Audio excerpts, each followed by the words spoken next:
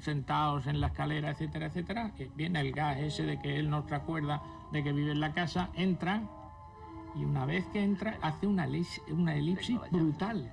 Aparecen en la cama, o sea, no continúa, porque lo digo por lo que has dicho de la censura, ha frenado la película de tal manera que empieza a surgir un cierto punto de inverosimilitud.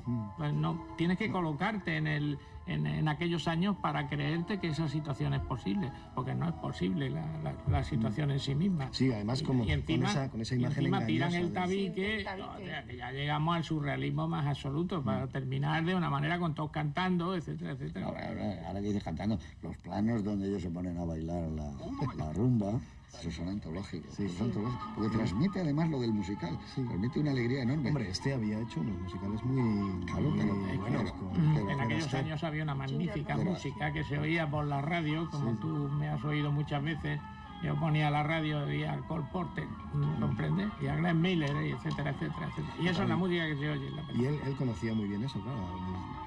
Era la época en que una canción podía tener 250.000 copias, que era una cosa tremenda, ¿sabes? La gente las cogía y otros la tocaban en piano en su casa, eran los bestsellers. Pero vamos a tocar ese mundo que tú hablabas, de ficción o no ficción, es decir, la calle que se levanta en un decorado. ¿Quiénes son nosotros? Y es una calle Mi padre y mi hermana. No sé, unos cuantos portales, las escaleritas, donde están las parejas besándose. Esa es una calle hecha en estudio, con todos los proyectores iluminando la calle para hacerla día o para hacerla noche, pero tienes la sensación de que esa es una calle de Washington que tú has conocido y que Washington era así. Yo la primera vez que estuve en Washington probablemente no pensaba esto de ahora, pero la segunda o la tercera vez sí, y hay algo reconocible, hay un tipo de calles que son parecidas a como se hacían en los estudios, pero lo que queda detenido en esa calle, por donde eternamente paseará Jan Arthur y Joe McCrea, hace creer que esas eran las calles de verdad, y eso es lo que tú te referías antes, y en tu libro del cine en la memoria, que eso ha terminado por ser verdad. Esas son mis calles, y esas son mis cuartos de estar, en donde yo he estado muchísimas veces. Y la cocina es donde estaba Spencer Tracy también con Catherine Hepburn. Era esa cocina. Esas eran las cocinas, porque de alguna manera mi generación, por ejemplo, que somos los niños de la guerra civil, queríamos huir de las auténticas cocinas de carbón españolas, de la miseria de la posguerra. Y entonces, al cabo de los años, resulta que esas cocinas del cine nos traen más recuerdos que las auténticas. Por lo menos a mí personalmente. Que suplantas tu propia con tus recuerdos, que son mejores de aquella época, del cine de esa época, claro. Es la grandeza del cine, que has sabido crear un mundo real, y un mundo de decorados, y de las propias cabezas, que también son capaces de suplantar la realidad por esa otra realidad, pero que evidentemente mientras se dio la luz, se iluminó y se dijo estamos rodando, motor, hasta que se decían corten, allí pasó un trozo de vida. Y ahí se ha quedado detenido. Y esa es una vida tan real como la que podemos leer cuando estás leyendo a Balzac o cuando estás leyendo a Dumas y te está hablando en Los Tres Mosqueteros de unas calles de París. Tú llegas y ves el empedrado, ¿no? Y ves cómo eso lo ha atrapado el cine muy bien, claro, con la imagen. Entonces nos ha quedado para todos estas comedias que eran así y que los apartamentos más o menos deberían ser así, aunque no tuvieran nada que ver con la realidad. Pero ese apartamento de esta película tú no lo olvidas nunca. ¿Sabes dónde está el baño? ¿Y cómo es el baño? Y además, exactamente no es. Yo creo que la realidad exactamente no es, porque el cine crea una nueva realidad. Pero vosotros recordaréis que la primera vez que todos nosotros hemos ido a Estados Unidos, la primera vez, lo primero que se nos ha ocurrido es igual que en el cine. Sí. Es lo primero, cuando vas a Nueva York y es igual que en el cine. O sea, no piensas que la realidad es Nueva York, sino piensas que la realidad son las películas. Es sobre Nueva York. Exactamente. Nueva York se parece a las películas. Claro, que se parece a la vida.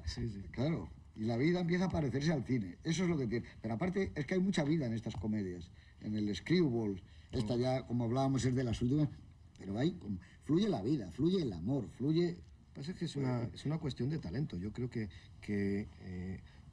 conseguir que no te pierdas, por muy pequeño que sea, en ese apartamento es un milagro, es milagroso. Es decir, a esa velocidad, con esos cruces, esos cambios todo el rato, ¿sabes? ¿Dónde está cada un uno? director. Si no, no podría sostenerse esa escena. Si no tienes esa certeza de que cuando abre una puerta, cierra una puerta, sabes dónde están Sabes yendo y todo. perfectamente, de tal manera que cuando ellos dos se cruzan, sabes perfectamente Hacia dónde en están qué yendo. dirección van y qué es lo que va a pasar en el plano siguiente. Es ese juego de anticipación con el que el buen director lleva de la mano al espectador. Y hay esa pasividad que tenía Oliver Hardy, que era el gordo, que se podía mojar y no se movía. Y aquí es lo mismo cuando sale en la ducha. Y el otro se está No, mojando. hay un gas que es típicamente de Oliver Hardy, que es cuando se quita la bata y se deja la cafetera. Es una cosa pastosa, larga y larga. Y cae el agua, y va cayendo cae el y café. finalmente cae y hace un plano corto para que se vea que se enturbia el agua. Esa era la forma de actuar de Oliver Hardy. Yo me Muy tranquila. sorprende eso, la capacidad también de este actor, claro, lo ves, con un aspecto ya tan mayor, tan venerable, de infantilizarse hasta ser un niño travieso que está todo el rato pendiente, un señor que probablemente ha ido a Washington para hacer cosas importantes, además. Es decir, hay problemas de viviendas, que está en un, Eso es en un un problema foro, de la película, dentro la de un vivienda. foro, en fin, y que se dedica a hacer travesuras sin venir a cuento. A mí me parece milagroso que eso se pueda hacer, que se pueda ver, que lo puedas disfrutar durante la Segunda Guerra Mundial y 50 años después y probablemente dentro de 100 y 200. En realidad él hace un papel clásico que es el de Cupido, ¿no? Que también muchas veces Casamentera. se encarna en hombres mayores en muchas películas, ¿no? Hay un momento muy brillante que es cuando ella le dice que salga usted primero sale uno y después el otro, y no vayan a pensar, y dice, hombre, se siente halagado, y dice, muchas gracias, el hombre con la edad que tiene, etcétera, etcétera, sí. Ahí. Luego, esa secuencia de Capra, donde están todos durmiendo en el hall. Impresionante. En el hall, eso es impresionante. Eso es muy de cómic, yo creo. De hacer cómics en que la gente Más dormía en impresionante todas cuando partes. después, en la última escena, forman un coro. Ahí probablemente, dirigido por no sé si os ha Charles llamado la Taylor. atención algo que me ha llamado a mí, que probablemente es algo que falta, que ha caído en el montaje de la película, que es que el peluquín de Charles se nota muchísimo. Sí. Y que incluso hay un intento bajo un Sí. ventilador de que eso Y se luego va a bajo una mover. palmera falsa. Y que incluso ella ha dicho al principio que es calvo. Y tú dices, ha debido de haber en algún momento una escena habido, de sí. peluquín que no ha quedado bien. No dice que es calvo, es más bonito, dice, no tiene pelo. No tiene pelo. Claro, cuando están hablando del Cuando se pelo. fija justamente en el pelo de John McCready. Es que yo creo que ahí hay lo típica, o sea, muchas veces en las películas hay dos mujeres para que una se oponga a la otra, ¿no? Porque no tiene suficiente personalidad. En este caso, el personaje de Jean Arthur, como ocurre mucho en las comedias románticas, o sea, el personaje de la mujer es el más importante, yo creo, de algún modo, ¿no? Y entonces, ¿qué es lo que pasa? Que para el John McCready, que tiene que resultar inexpresivo como buen hombre en el sentido de esa época, que eran como muy viriles, muy inexpresivos, muy silenciosos, muy esto, pues crea este personaje que realmente solo nos sirve para ser la sombra de la luz del otro, ¿no?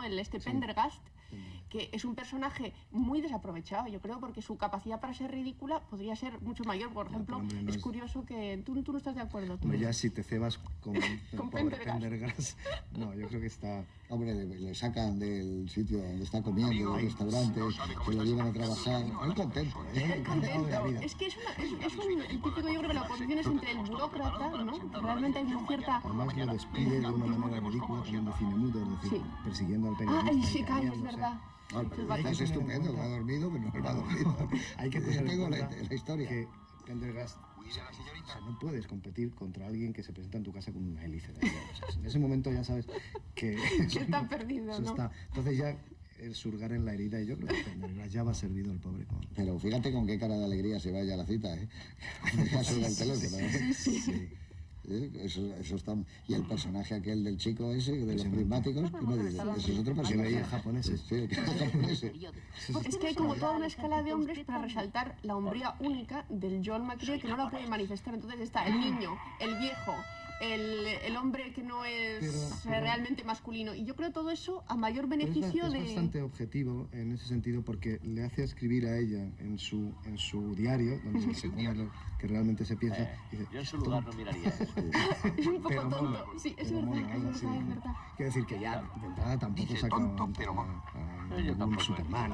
Realmente es un buen chico, es un buen chico. Es un buen chico, el que tiene el uniforme metido en el armario, que es su heroísmo disimulado. En realidad ese uniforme en el armario es como la prueba de toda su capacidad bélica, pero disimulada, escondida, capacidad bélica en ambos sentidos. Qué buen diálogo con los del FBI, ¿verdad? Y él diciendo, no, es que veo muy bien sin el uniforme.